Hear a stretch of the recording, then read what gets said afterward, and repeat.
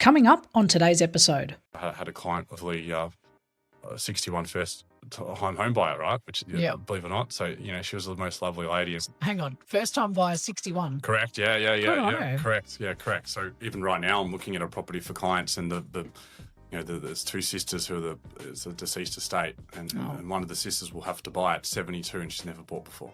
Oh my God. So, this is sort of new to me, to be honest. The average, I think you might know that better, but it's about 34, I think, the average age of the first home buyer. So there's obviously, there's a few people changing the numbers there, because obviously, housing. Dodgy advice and bad decisions can cost you big in real estate. We're here to make sure that doesn't happen. Welcome to the No BS Real Estate Podcast. I'm your host, Jo Agresta, and it's time to take control of your property journey together. Welcome back, everyone, to the No BS Real Estate Podcast, your listening how-to guide to the Australian financial and real estate market. I'm your host, Jo Agresta.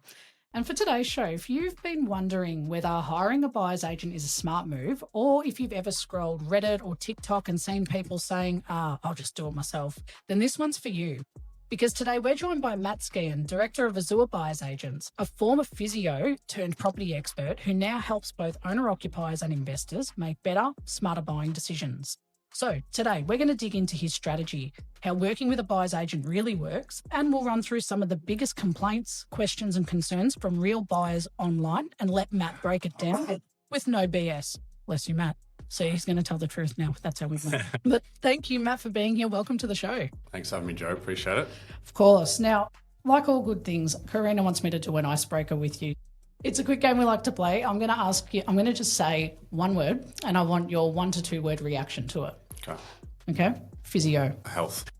So very original. It's cold and it's early, so no. Yeah. You're good. Real estate. Love. Buyer's agent. Educate. Collingwood Football Club. Hate. So I'm a Collingwood supporter. I'm a Hawthorn supporter. I heard I'm a it. Hawthorn supporter. So I heard it. Yeah, Collingwood supporter. My local coffee shop owner, caffeine dealer, is mad Collingwood. So it's anyone but Collingwood. I'm Hawthorn. So sorry about that. You just said it though. I'm going to cut that together. Leasing. Leasing. Property manager. Lunch, because I'm going to economic lunch today. So it's on my mind today. And last one, first home buyer. Help. Love it.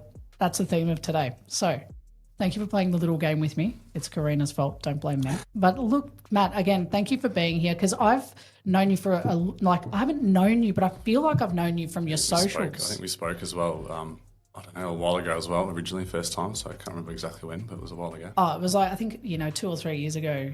Back then, I was I was surveying buyer's agents to find out what your problems were, and then 3 years later, I'm trying to solve them. So, but it's not about me today. What I've loved, though, is keeping up with your socials since then and seeing all the activity, seeing your business grow into what it is now, and watching you build out a team. And then when I reached out to you, I was like, okay, I need to have Matt on the show now. We've got a purpose to interview him. We've got the means to do it because we weren't really set up well enough back then. And I'm so excited to have you here. So, talking about this, tell me a little bit about your background. Like, how does someone go from physio to buyer's agent?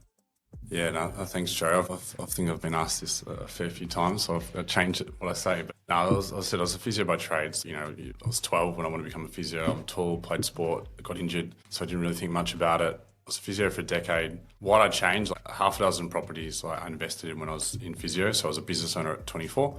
Fell in love with property back 2009-10. So I was at a point in my physio career where you're stuck in a cubicle. It's almost like you're a mechanic or a carpenter. It's a physical job, and just followed my passion into property. So I transitioned in 2016, 2017. So I did my QPIA, sort of qualified property investment advisor in 2016, and then I worked full time in 17 for a large investment buyers agency. And 3.5 years ago, decided to I don't know if it's a good idea or not at the time, but young family, go out on my own and start my own business. A lot of learnings, but really really excited for what's ahead really. So I love what I do, right? So I get to.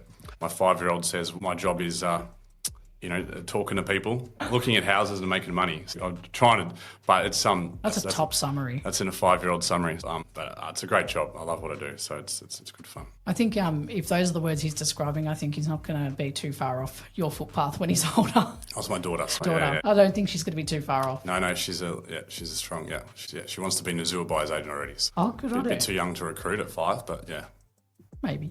And what was the turning point that made you decide to build a business around property? Yeah, great question. So, where I worked, I think it sort of became a little bit more, volume-based and sort of lost a bit of probably the passion for what I was doing. So, yeah, I'm people first, I suppose, which is a little bit uncommon in my industry, which is a little bit sad. So, but no, people first and sort of wanted to build still a boutique business, but yeah, looking to grow as we speak. So, there's some exciting stuff on the horizons. Ultimately, want to make a difference, really. I think that there's some, properties are a significant asset class. I was saying to you earlier, there's 57% of wealth. There's a huge intergenerational wealth transfer about to occur. So, if you get, in my own story, property's been good to me, but I've had good mentors, good advice, so I've taken action, and just being able to pay it back or forward, whatever you want to call it, is sort of what excites me. So.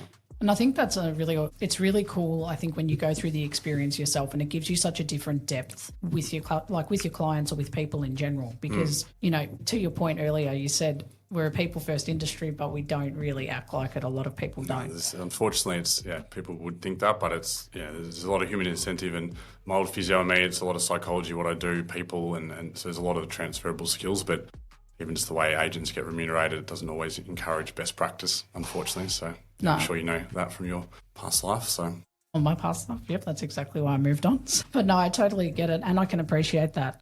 And I think, moving into owner-occupiers, this is something I want to talk about, because you deal, most, you've got owner-occupier space, and then you've got the investor space. Yep. They're two different beasts. Yeah, yes and no. Yeah, but yes, yeah. Right. Well, this is one of the questions I had. So, how do you approach, strategy differently? So when you've got an owner-occ, they tend to be more emotional about the purchase, whereas an investor's more leaning on you for that hard data and what's going to work and what's not. So how does the strategy differ? Yeah, so probably the first thing, I've got a 5-step process, and the first part of that's refining the brief. So it's sort of the wish list, so to speak, or onboarding forms. It's quite a lot more detailed for a home buyer, because there should be some more criteria. School zones, beds, bath. They're allowed to have more say in where they live, because it's their house. But for an investor, that wish list is much shorter. It really should be about the numbers. So, like I say, it's just head and heart. There's a lot more heart obviously involved in where you live, and it really should be more head, for an investor. But there's often a marrying of those two, because housing is emotive, and so people often approach even investing with that hard approach. So it's trying to get that balancing act right is my job. So and I'm sure Jo, I haven't met anyone really yet who says they want to lose money on their home. No. So I think there's an investment mindset to your home. And particularly if it's, because often with housing affordability, a big topic, and often your first home isn't your dream home. Yeah. But if your first home is a good purchase and there's capital growth, you can step up the ladder. So I really enjoy that part of the job too, because again, if you buy well at the start, and sometimes you might not be in the perfect suburb, there's a rise of rent investing. There's a few different approaches that people take, and that's where I was able to land in, I probably didn't think I'd be able to land in the suburb I am now because of my own journey and investing, selling down stuff. It wasn't all saved. It was equity in the market. I think there's some crossover, but there's some differences. Yeah, for sure. And like you said, you've never heard someone say that they want to lose money on property. I wouldn't. It'd be unusual. Maybe there is someone out there, but I said you've got too much money. I think that person might be getting ready for an insurance claim. But that's the way they're thinking. Lambo guy who's throwing people. Yeah, but the majority of people want to make money. Housing's they want to make money. That's right. And I think like you said, owner occupier strategies. How would you define, I guess, the key differences in how you search and then how you negotiate and then assess risk? Because you'd know very well, and this is why you're here, there's a different way of assessing these things for what an investor's going to class as a risk versus an owner occupier. So how do you assess negotiation, or how do you tackle search, negotiation and the risk assessment? Yeah, so there's a few questions in there. So search. So the search is the same. Obviously you've got to find stock. So that's where we spend a lot of time, to be honest. The last few days we've emailed at hundreds and hundreds of agents via a CRM, via our agent database, trying to farm stuff off market. Because I think I said to you, we're coming into winter. Agents are already disappearing to Europe, somewhere warm, and stock's getting a bit lower. But there's also, if you're out there in the marketplace right now, you know there might be 30, 40, 50 people at an open house. So my job's not just to pay retail, it's to try and buy wholesale, so to speak, if I can. Yep. So if that makes sense, just trying to reduce some competition. So coming back to how does it differ? On negotiation, even every negotiation is a bit different because you've got people involved. Like I've recently bought one off market with clients who engaged me because they'd missed 3 on their own. They've got a 6-month-old. So they'd sold in this market and they had 22 offers on their property. Wow. So they're acutely aware of how competitive it was out there. So they engage me because they're on the clock, because they've already sold, They've got a settlement date.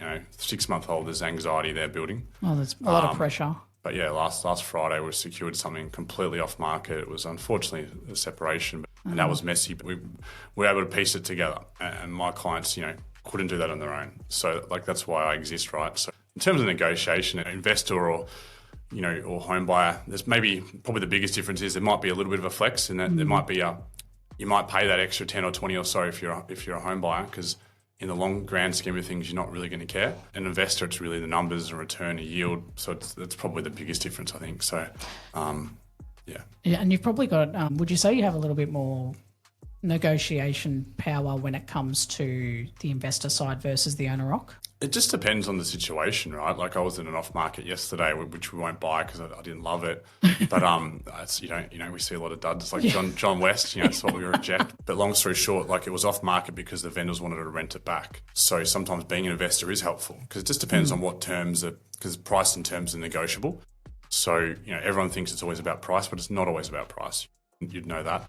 Sometimes the vendor will pick a home buyer over an investor. They'll pick so my job's like 2 ears, one mouth, ask a lot of questions, find out the leverage point, and then so I think the average buyer, that's not their job too. But I'm a professional negotiator. I do it day in, day out, 6 days a week, and for a decade now. So and that kind of knowledge is like exactly why you would engage a buyer's advocate. I've said this before on the podcast. In your lifetime, if you're buying it by yourself, you're not buying a house maybe every year unless you're 7 to 10 years on average. Yeah, as an owner-occ, if you're not doing even investing. But with a buyer's advocate, roughly, you would have bought. Yeah, I'm probably in my career now circa-ish 400 properties. Even personally, I had a half a dozen investment properties, sold down 3, bought the big rock in the jar. We'll keep being active. Yeah, it's live and breathe it day in, day out. So 100 properties is huge, yeah. I worked for a big business where we did a bit and it was great to learn. That's runs on the board, right? Like it's reps in the gym. It's like if any of your listeners are in their own profession, they've got their expertise. They've either gone to uni or whatever they are, right? If they've done the hours, the 10,000 or more hours, and that's what you get with someone who's done that for you. 100%, and it's impressive to have a number like 400 because that. It's the biggest purchase someone can make in their lifetime. But when you're engaging someone who's done it 400 times for different clients, faced many different scenarios, you can really tell a massive difference on how you would approach it versus, like I remember the first time I went through an advocate. So even though I was an advocate, I went through one. And I remember the experience going, I picked a good one because they know what they're doing. And it saved me because even for myself, I'm like, I'm going to struggle to toe the line here with my own purchase. If was it a home or investment? Home. Or there's emotions involved. Yeah, so correct. like I often say to clients, I'm a third party. I care, but not too much. And that's actually why you're paying me, because like if you do get too invested, sometimes you get those rose-coloured glasses and you make compromises. Or like, I see it all the time where people go, I don't want to pay an advocate, I don't want help, and that's fine. But then they end up buying a C grader because they get jaded, they get over the process, like they're sick of traipsing kids around or whatever it is, or just because it's pretty tough out there. Quoting and so there's more. Even talking to an agent on the way in today, she's literally got more buyers in stock. Like hasn't done it, and she's been in the game for like 22 years, and she's going back to the old door knocking, mailbox dropping, just to find stock because the supply and demand, right, is not in the favour of the buyer. So we're just hustlers, really. So you're trying to find the deals, the off markets, and this is why you do engage someone like yourself, because there is more access and connections to these off market potentials and opportunities, and there's a way you can get further. Yeah, right? Well, you'd hope so, but not all is equal. But cause, we've got a client we're probably going to be working with potentially today who's been with another advocate. I'm not going to name names, but they're interstate and they've been just peddled stuff that's going to auction really poor. So it's like not everyone's equal. Yeah. So you've got to make sure you do your research, fact check, talk to people, look at whatever. So, because as I said, there's like any industry, I was a physio in a past life, not all physios are equal or doctors. Like there's some that just give you a versus some that make a difference. So, Matt, I want to get into this part here because, one, we get a lot of requests, like emails from our listeners that are asking certain questions, but then paired with me going online, I scroll Facebook, I go on Reddit, I love to look at a few threads and see what people are talking about. And I've found a few comments that I would love your take on. Yeah, no stress. All right, so let's go through a few real quotes from Reddit, TikTok, our inbox and Facebook and get your take. First one is, why would I pay 1 to 2% to someone when I can go to realestate.com.au myself? Yeah, I think I've sort of touched on that already. Like, yeah, I go on realestate.com, but 5 of my last 6 deals have been off market. I'll never get on realestate.com.au. So I think that's proofs in the pudding, right? So, I think there's some buyers agents will do that, but definitely not what I do. And I say it's the harder way, right? Because it takes effort. You're sending out hundreds of emails to sift through some rubbish properties because, as you know, some agents aren't detail orientated and they don't even read the brief. They send you main roads even if you said no. They send you wrong land size. So you're just sifting through to find those little gems. Yeah, I think it's like anything. It's who you engage, but a true professional is going to add value and find stuff that you can't do as well. So. Yeah, 100%. And I think the next one here is interesting. All buyers agents, so I like this one. So all buyers agents do is call agents and lowball offers. I can do that myself. Yeah, that's an interesting one. It's funny, I think I said that something the other day. Like, some people often ask, how do you negotiate? But if you have a one-size-fits-all approach to anything, it's like, put my old physio hat on, right?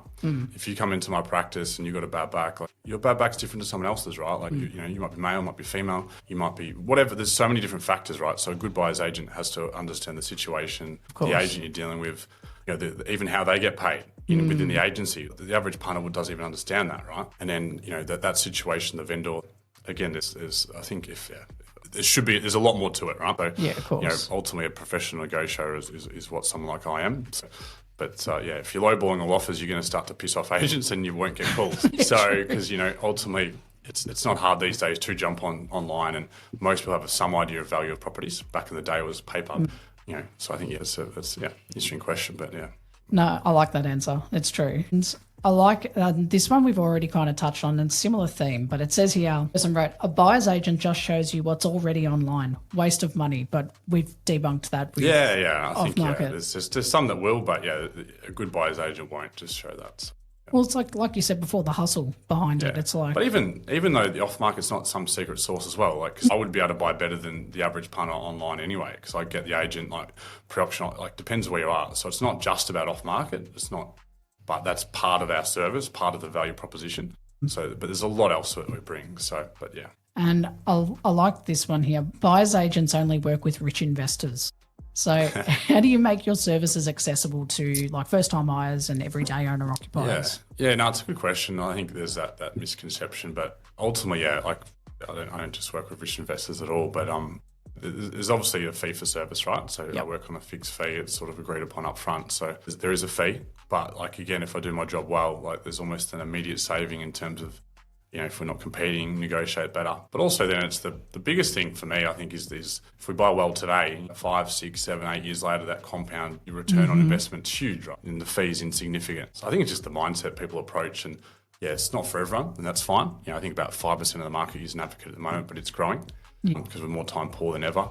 And also the stakes are higher with asset prices. I think it's just it's like value. Some people are happy to line up for the Nintendo Switch, and they're happy to have the latest iPhone. They're happy to go, business class on a holiday, but they'll complain about everything, right? And even the stakes are high. It's all relative to the individual. So that's a good answer and a good approach, I think, And what if, so it says here, what if a buyer's agent just pushes me to buy quickly to get paid?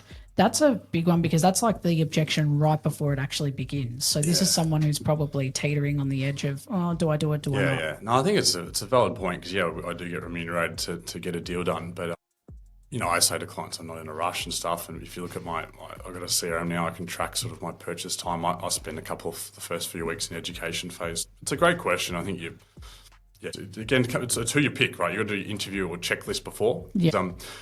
Speak to some past clients. I think that's probably always the best way, because actions speak louder than words, right? So talk's cheap. It's a good question. It's a valid concern because human incentive would say that it is you get paid to get a deal done, so you just got to be careful. You're picking someone who cares. Yeah, and I like that. And leads me into like the next stage, because the next part I want to really break down like, your business. So we've like talked a bit about you and your story, and thank you for participating in those questions, because I find it interesting when we go through what real people have to say. It's good. They're questions I get regularly day in, day out. So. Yeah, exactly. So walk us through, I guess, for someone who's listening at the moment, first home buyers for those listening and first time investors who are always questioning buyers advocacy or not. What do I do? No, it's common. It's right. It's common, right? So, and now, like you said, it's coming up and becoming a bit more popular. We've come up to 5%, I think, over the last 3 years. When I spoke to you 3 years ago, it was like at 1% of the market. Abstract on the grungy email or something like that. Yes, and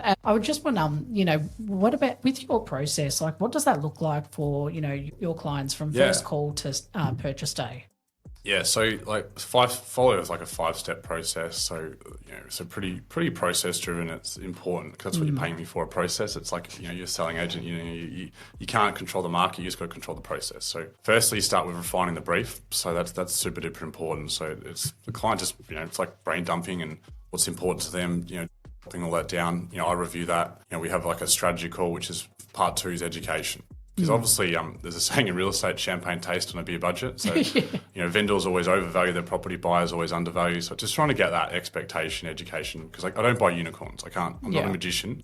I'll do well, particularly if you're buying in an area that has demand and low supply, like there'll be other buyers. So you can't be too stupid, right? Yeah, some people get a bit too cute. And an agent literally on the weekend just gone and he was reminiscing of a story of a buyer who was 3-4 years looking and the market moved, 20%. This was in the not recent times, but when the last boom. Yeah. And on the sidelines, it costs you money, right? So that's like the foundation. So if you're building a house, like refine the brief educates the foundations. You don't see too much, but ridiculously important, right? And then once you've got that, then it's sort of in our hands, you're finding. So findings, yes, what's online, but it's also a specific brief emailed out because we've refined it. We know what it is. Yeah. And we don't want to waste sales agents' time. I'm sure the agents get enough emails, but if we've got a really specific and curated brief, we get better stuff because junk in, junk out, but we want quality in, quality out. So finding just shortlisting. So we use Excel, WhatsApp, just to sort of have a bit of a hot list, a rolling hot list. And then once we get serious, it's the assessment, which is, your CoreLogic, Chelan checkers, all that stuff, talking to agents, rental, depending on if it's a home buyer investor. Due diligence report alone is 35, 40 pages for one property. And that's not including contract, rental, just everything else that the average buyer doesn't even really understand or think about, no offence. And then we get to the final dance, the negotiations. That's the final bit. Obviously, you've got to make sure it's the right property because there's no point buying. I say to clients, there's no point just buying a bargain. You want to buy the right property at a fair price, right? That's true. Ultimately, if you want to sell that asset in the future, you want some demand. You don't want the property that no one wanted today because there's a fair chance that's going to be a dud in the future. Yeah, and it's just a process where sometimes I had a client with 61 first home buyer, right? Which believe it or not, so she was the most lovely lady. Hang on, first time buyer 61. Correct. Yeah. Correct. So even right now, I'm looking at a property for clients, and there's 2 sisters who it's a deceased estate, and one of the sisters will have to buy at 72, and she's never bought before.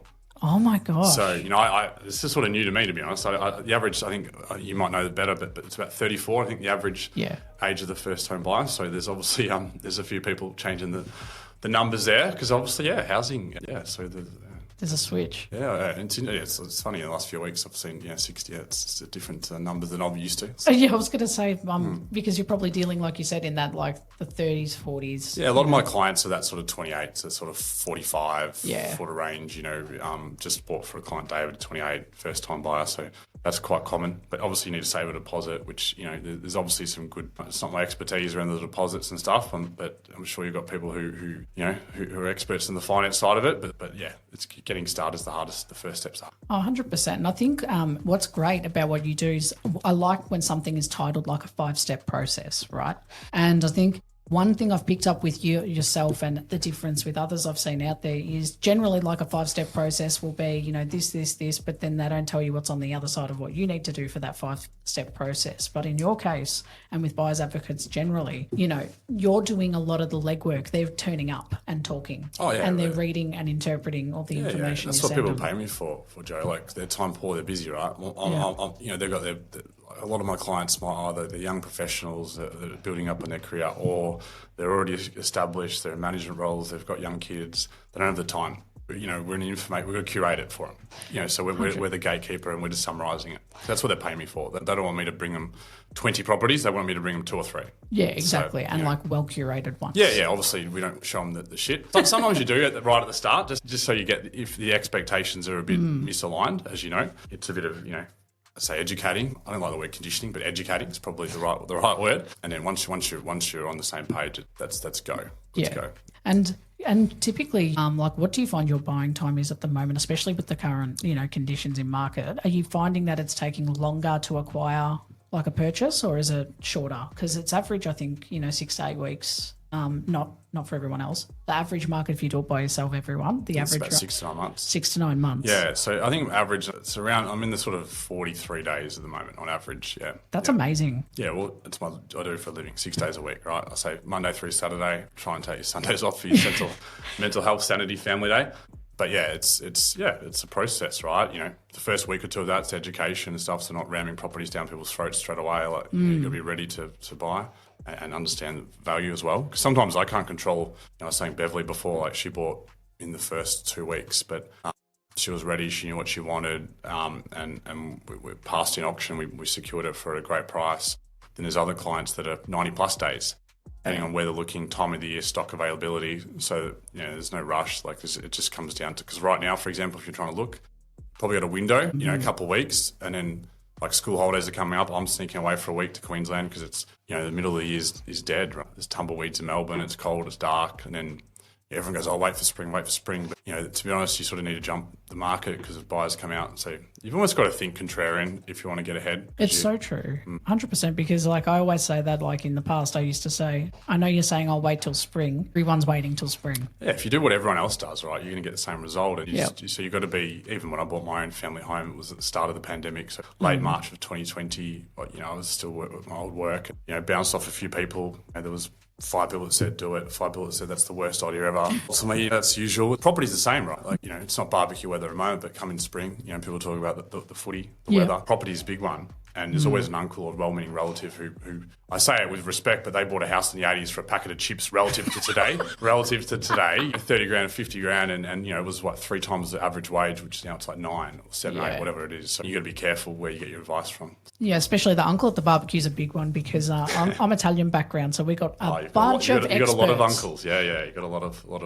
And I'm not allowed to pay for help, by the way. So it's it's cultural. Why would you? The outsourcing, it's more of a newer phenomenon, but it's right. Sort of weak. You should know everything. And there's a DIY culture around property in Australia, so that's fine. I don't need every client. No.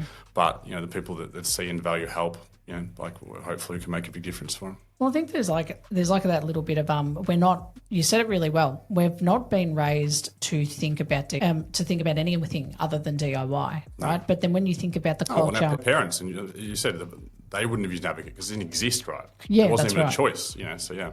And it's interesting that on the real estate side, for selling your home, we do that. We choose an agent, but then you don't want to choose an agent for the acquisition of it. You're like, oh no, why would I do that? But when you go to sell that asset, you're like, oh no, we need a real estate agent. What's the biggest thing you own, right? Often that's your biggest nest egg, and if you get it wrong, I don't even like dealing with a vendor directly because they're so emotionally invested they don't even know how to negotiate. I've seen some of the worst photos online ever when it's property for sale by owner, and it's Dodgy Brothers Us real estate, right? And they sit there for about 5 months when the average days on market's 30 to 40. So do it at your own peril. Yeah, that's true. Works for some, doesn't work for others, and.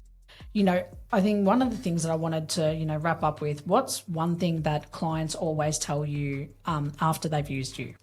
I think I had a client, a few words even as recently, is that they almost can sleep better because it's so stressful. So just having someone who knows what they're doing on their side, the bandwidth, I've had that feedback from a few clients, and that's a nice thing. You're taking the stress, they're sleeping better because sometimes really it's housing stressful, getting married, having kids and buying a house, bloody stressful. High stakes, a lot of money, and it's pressure. Sales agents, they put people under pressure. You got to buy it now, auction. It's pressure, and often under pressure you make poor decisions. Yeah, that's right. So I think that's a big one. You know what I like, that you probably got that when you were a physio. So it speaks volumes that like you said, transferable skills earlier. It's people skills, right? Real estate, the product's property, but it's all people. It's people that power it. So. Yeah. No, you've like I said, Matt, I really enjoyed this. I was looking forward to your interview, and I think one of the things that I can appreciate is your approach to this whole thing. You've got, a nice team built up around you. Yeah, we're building. We're growing. We're still a little small boutique team, but we're excited. I think the market's starting to, people know us a bit more, bit more. Yeah, so it's exciting. No, you've got a great reputation. Like I said, for our listeners, Matt is someone who, after you've listened to this episode, you've probably got to reach out and have a chat. It costs nothing to have a chat and find out what your options are going to be, and see if this is the right step for you. Matt, where can people get in touch if they wanted to reach out directly? Yeah, I'm sure you'll provide the details, but obviously, you can contact me directly. Sorry, mobile, email. I'm pretty active on LinkedIn and starting to up my game on Instagram. I'm not on TikTok or Reddit. Sorry, there's too many platforms. There's a few other ways you can get me quite easily. So yeah. Amazing. Matt, like I said, this was brilliant. You've clearly shown what makes, a buyer's agent great, and not just helpful, but, absolutely game-changing for both owner-occupiers and investors. So just to wrap up what we've learned today, everyone, strategy isn't a one-size-fits-all. Owner-occupiers and investors need very different lenses, but the fundamental 5-step process with Matt is, relatively the same, but you tweak your approach. And the internet might show you listings, but it won't show you leverage, negotiation power, or insight. And I've always said this a few times, remember that, your real estate listing sites, they are advertising to you. They're not going to show you everything. So bear that in mind. And lastly, that a great BA doesn't just buy properties. They help you buy the right property at the right time without the guesswork. So if you're in the market or you're just starting to think about it, go follow Matt Skehan and Azure Buyers Agents. This guy's the real deal. Thank you so much for tuning into the No BS Real Estate Podcast. Matt, thanks so much for being here. Of course. No, thanks for having me, Joe. I appreciate it. Of course. And remember, guys, hit follow, share this episode with someone scrolling realestate.com.au right now. Save them doom scrolling in bed. And we'll see you next week. That's a wrap for this episode of the No BS Real Estate Podcast, powered by Abodi AI. If you found this conversation helpful, don't forget to subscribe, leave a review, and share this episode with someone who might need it. If you're looking for more guidance on your home buying journey, you can visit www.abodi.com.au for expert advice, property insights, and the tools you need to find the right home with confidence. If you're already on your journey, you can also download our app. Just search Abodi AI on the App Store or Google Play. Have any questions or want to connect, you can follow us on Instagram at abodi.com.au or send us a message. We'd love to hear from you. Thanks for tuning in, and we'll catch you in the next episode.